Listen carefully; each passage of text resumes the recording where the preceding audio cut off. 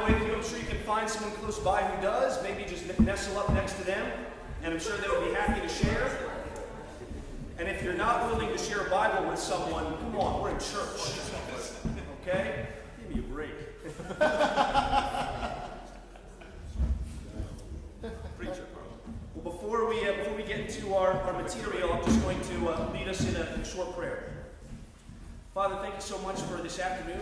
Thank you so much for the warmth we can feel in the fellowship, for the inspiration that we can experience when we worship. And I pray right now just that we can open up our spiritual ears and our spiritual eyes and have a sense of being spoken to by your Spirit. Help us to be encouraged and called higher by your word and taught. I pray that there's just a good, meaty lesson somewhere in this for each and every one of us here. Something that we can really walk away with, something that our souls can really chew on and digest, feel satisfied by throughout the week. And something that changes our lives, Lord, that opens our eyes of faith even brighter to the work that you're doing in our lives and in the world around us. So I thank you. In Jesus' name we pray. Amen. Amen. We are going to continue a mini-series we're doing here in the Glasgow church called Little Things, Big Impact. And in our mini-series, what we're doing is we're looking at situations in the Bible where God used something small. He took something little, or he took something that was overlooked, he took something that seemed insignificant, and he used that to do something incredible and to have a big impact.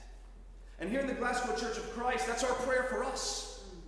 That God sees our small but faithful group, and through that faith can use us to make a big impact for him. To elevate our faith and stimulate vision for what God can do through our lives. And the lesson that I hope we see again and again and again through this series that gets drilled into our minds is simply this. Being small is not a problem for God, but being unfaithful is. So we go through so much of our lives at times where we can feel small, we can feel insecure, we can feel overwhelmed. That's never a problem for God. The only problem is when it becomes unfaithfulness. So today we're going to look at 1 Samuel 13, Jonathan and the armor bearer. Little things, big impact. And I thought of Lionel Messi in this picture right here. I don't know how many football fans there are out there. Lionel Messi, arguably the greatest footballer in the world right now. And I love this picture because he's tiny. He's small. He's oftentimes the smallest guy out on the field, but he's the best. Here he's playing against the Germans, and of course they're all towering over him, right? So their heads are even off the screen. Being small doesn't stop Lionel Messi. Being small should not stop Christians. Amen? Amen. Let's turn to 1 Samuel chapter 13.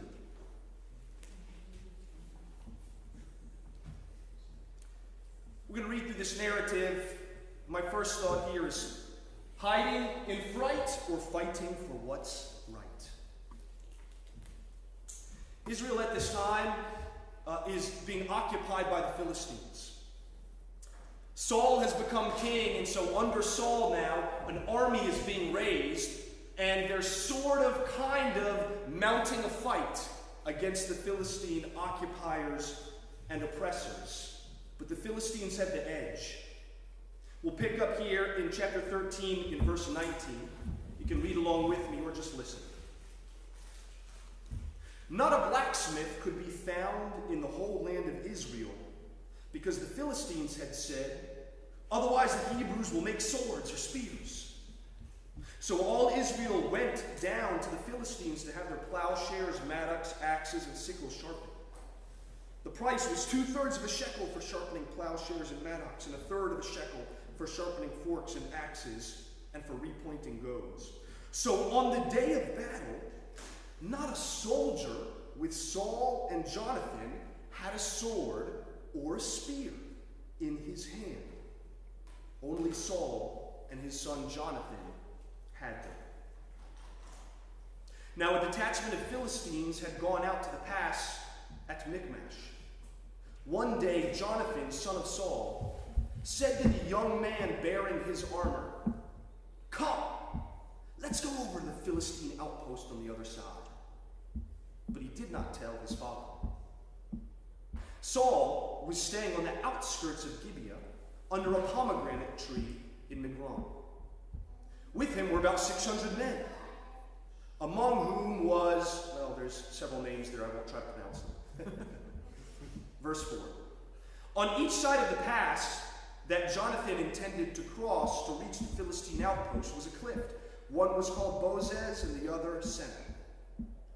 One cliff stood to the north toward Michmash and the other to the south toward Geba.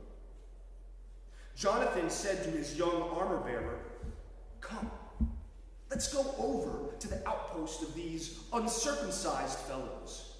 Perhaps the Lord will act in our behalf. Nothing can hinder the Lord from saving, whether by many or by few." "Do all that you have in mind," his armor-bearer said. "Go ahead, I'm with you, heart and soul." Jonathan said, "Come then. We will cross over toward the men and let them see us. If they say to us, 'Wait there until we come to you,' we will stay where we are and not go up to them. But if they say, 'Come up to us,' we will climb up, because that will be our sign that the Lord has given them into our hands." So both of them showed themselves to the Philistine outpost. "Look," said the Philistines, "the Hebrews are crawling out of the holes they were hiding in." The men of the outpost shouted to Jonathan and his armor-bearer, "Come up to us and we'll teach you a lesson." So Jonathan said to his armor-bearer, "Climb up after me. The Lord has given them into the hand of Israel." Jonathan climbed up, using his hands and feet, with his armor-bearer right behind him. The Philistines fell before Jonathan, and his armor-bearer followed and killed behind him. In that first attack, Jonathan and his armor-bearer killed some 20 men in an area of about half an acre. We'll stop right there. Hiding in fright or fighting for what's right. You know, the Israelites at this time in their history were used to having the Philistines around. They'd become, fairly acclimated to being oppressed. Being under the thumb of their enemies was something that they'd grown used to as a way of life. Certainly, as we read again under the leadership of Saul, the Israelites decided, let's pull an army together and start a fight. But they still felt so beleaguered and so disadvantaged. As the narrative says, the Philistines, in order to keep weapons or sharp objects away from the Israelites, what they did is they took all the blacksmiths and kept them for themselves, and forced the Israelites to come to them to get blacksmith services, charged them an arm and a leg for it. But what that also did is that prevented the Israelites from stockpiling weapons. So it says you had Saul, who had a sword, Jonathan, who had a sword, and then an army of about 600 who were just waiting around, hiding out. The mindset that we see in the Israelite army was to hide and wait and just try to survive. But it wasn't supposed to be this way. Israel was a land that God had promised to Israel. It was to be the Israelites' land. The Philistines were foreign usurpers. They came in from the outside. The Israelites were supposed to be on the offensive. That's what God had always intended for them. It's a question, I think, for Christians today. What kind of attitude and mindset has crept into the Christian? Is it hiding in fright or fighting for what's right? Unfortunately, statistics and trends in Western society show that there's a chilling of spiritual fervor happening. And as a minister, I read these and I follow them. The fastest growing demographic of people are those who claim to have no religious faith or any religious association. Cultures and societies that were once characterized as quote-unquote Christian now seem to have Christianity on its back heels. So the question, is the Christian today content to just hide, wait it out, and just try to survive in this world? Or to fight for what's right? Because the interesting thing is, in the big picture, the world is God's. Humanity is God's. God made the world. God made humanity. This is really supposed to be God's territory. God created humans to be spiritual beings, to be in a relationship with Him. This is what we see in the very beginning, God's intended plan, what we read about in creation in the Garden of Eden. Satan is the foreigner. Satan is the usurper. This world is not supposed to be His. Humanity is not supposed to be His. But do the people of God, do the Christians fall into this mindset that, well, we've given up? I hope not.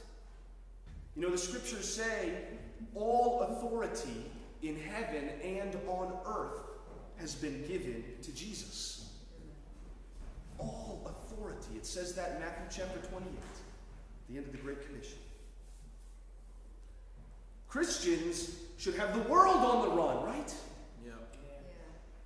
Christians are on the side of truth. Christians are on the side of what is right.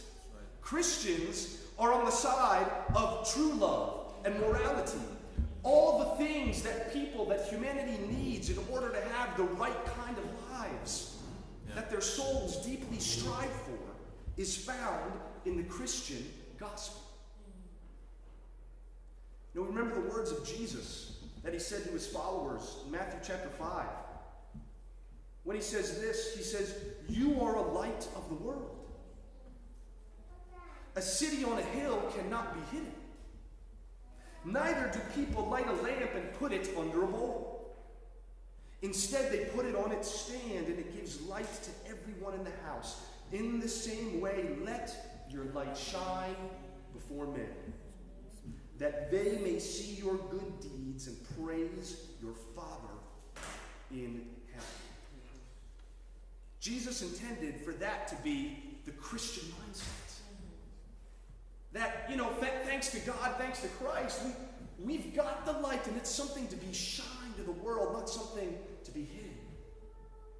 Not just trying to survive, waiting around. And, Jonathan really displays this attitude, he and his armor bearer, which leads to my second thought. A little courage goes a long way.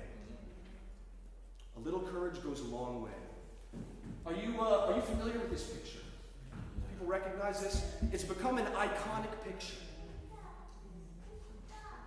This individual here was nicknamed Tank Man. And what this represents is a protest against, in China, against totalitarian government broke out in Tiananmen Square, and the government decided to send a long battery of tanks. And this person, this nobody, saw them barreling down the street and decided, no.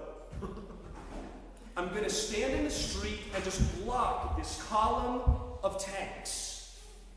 I myself am going to step out. And do you see this picture in the macro when it zoomed out? It's an empty street with just a column of tanks. This is just the front four, but there's a column behind it. No one else is in the streets. It's deserted except this one man.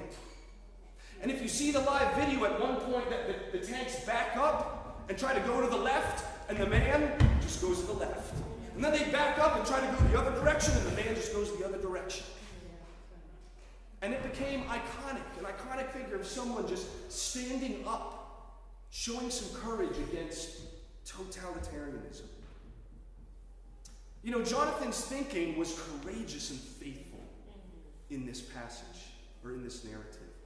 The keystone of his thinking, what I love in the passage that really, I think, is the heart and soul of this narrative and the message, is there in verse 6 of chapter 14.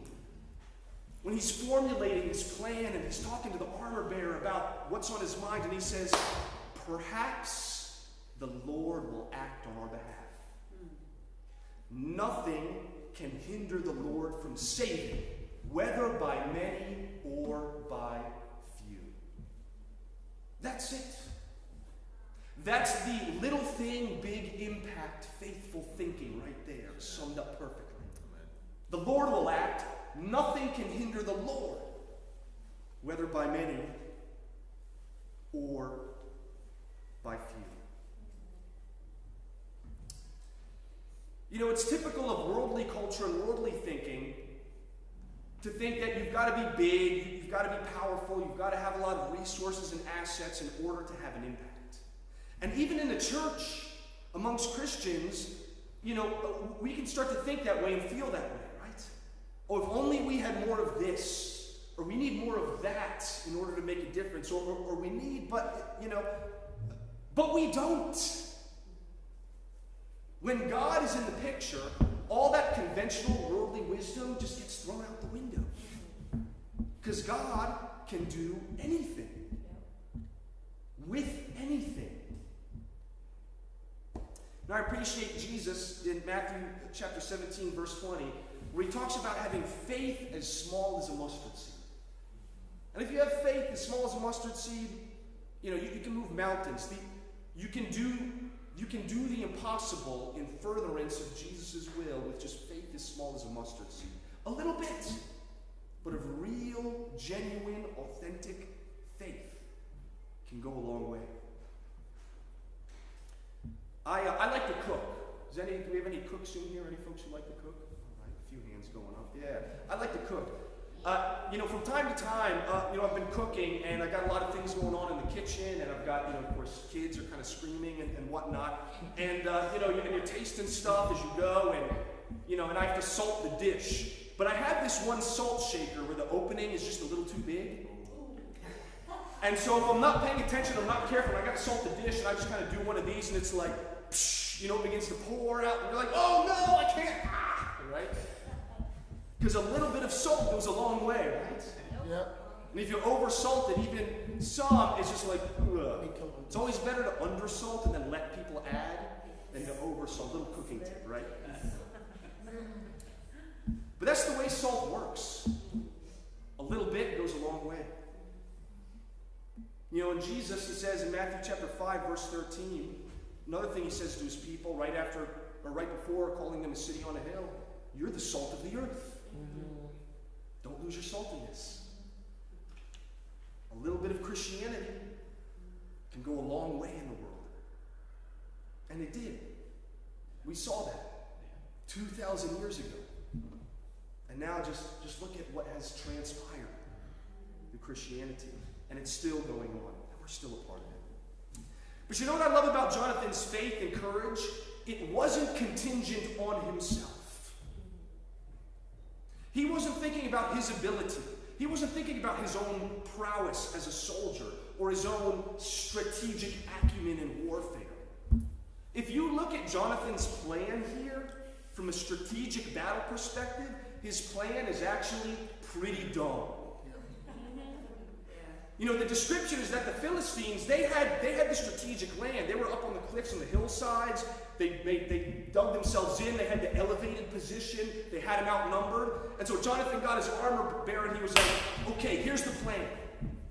We just walk out there and we just show ourselves to them. And then we're just going to see what happens. And if they come down, we'll just stay there and we'll fight. But if they call us up, we'll go up there and then we'll fight. So we'll go out, we'll show them ourselves to them, see what happens, and then we'll fight. And you know what? Maybe God will do something. Not the most strategic plan in the world. You know what I appreciate about this story is, you know, I think one of my real heroes in it is actually the armor bearer. Yeah, you remember who actually had weapons? Jonathan and Saul. So that means young armor bearer is there. It said he followed behind Jonathan, but I think he just went up there and he was like, all right, we're doing this, right? He's just going up there, we're all fists, you know? All right, Jonathan, I'm with you, heart and soul, right? You got Jonathan with his sword and armor bearer behind there, just throwing clotheslines and elbows or something. But the armor bearer, he was just firing And he said, yeah, the Lord, maybe he'll do something for us. Let's see. This dirt simple plan. But look what happened. It's courageously faithful because it expected God to move on their behalf. You know, as we think of making an impact for the Lord, and this is something that I love to do as an evangelist. I love talking about plans, what's effective, new ideas, strategies. I love putting creative and thoughtful energy into the ministry, and I think God wants that from us. He wants us to think of the mission in terms of, man, this is we pour some creative and thoughtful energy to it. But really, at the end of the day, effective ministry is just about simple, faithful courage that expects God to act on behalf of the church. Yeah. And doesn't look at self. Good stuff.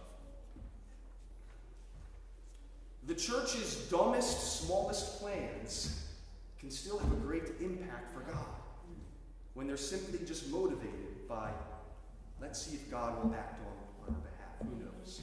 Everything is possible with God. You know, in closing, let's look back at 1 Samuel chapter 14.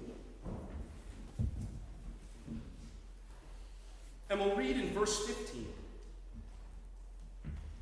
Then panic struck the whole army. That's the Philistine army. Those in the camp and field, and those in the outposts and raiding parties, and the ground shook. It was a panic sent by God.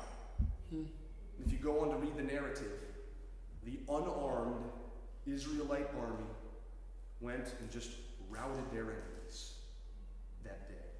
It was a panic sent by God. You know, Jonathan didn't go into this fight thinking that he was going to turn the tide of the war. He just wanted to fight the fight that was in front of him. And God did the rest. You know, I don't think Tank Man woke up and said, today I'm going to become an iconic hero against totalitarianism. He just got up that day and the opportunity was right there in front of him and said, I'm going to stand in the road. I'm just going to try to make a difference with what's in front of me right now. And it went on its own. Brothers and sisters, you know, we don't have to feel the weight of saving Glasgow. We don't have to feel the weight of saving Scotland.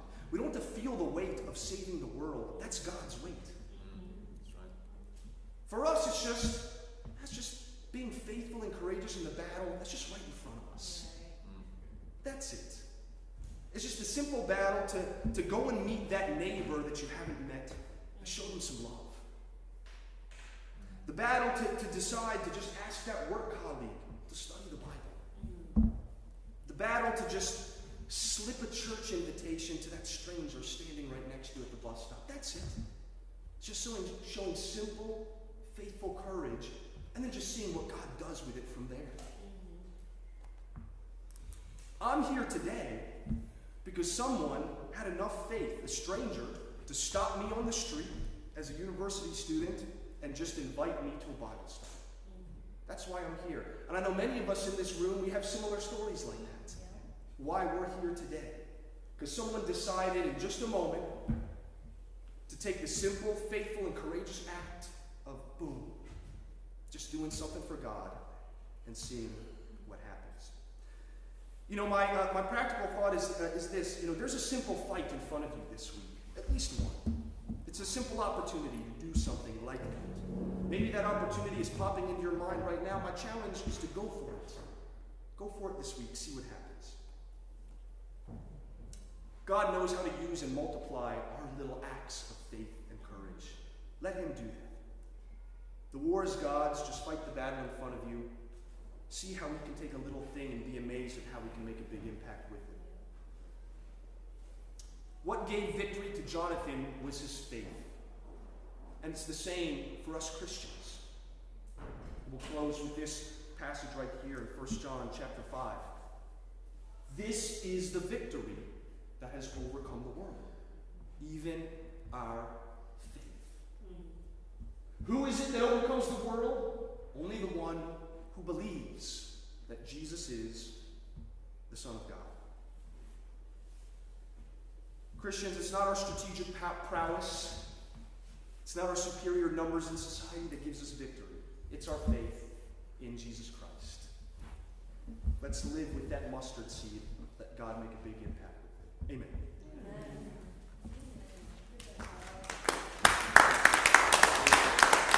What we'll do at this time is we're going to be dismissed, and we've got tea, we've got coffee, biscuits, and we can just have a time of some great fellowship.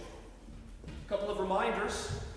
This Friday coming up for members of the church, we've got a congregational meeting. We're going to restart our Disciple Maker series, so I'm looking forward to that.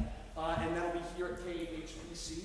A little further off ahead, so this is about a month in advance, but be thinking about it right now. Something to invite friends to as well, is we're going to do a teaching day on Did Jesus Really Rise from the Dead? Examining that as an historical question. That will take place at the Glasgow University at the Faith and Belief Center. So we're getting some great invitations and doing some things to promote that. But put that on your calendar. Keep that in mind. Again, that's a Saturday teaching day. And start thinking now about maybe there's some friends or a neighbor. Maybe there's an enemy. I don't know. Invite anyone and everyone, right? And just see what God does with it. Great. We're dismissed. Good. Did you enjoy that?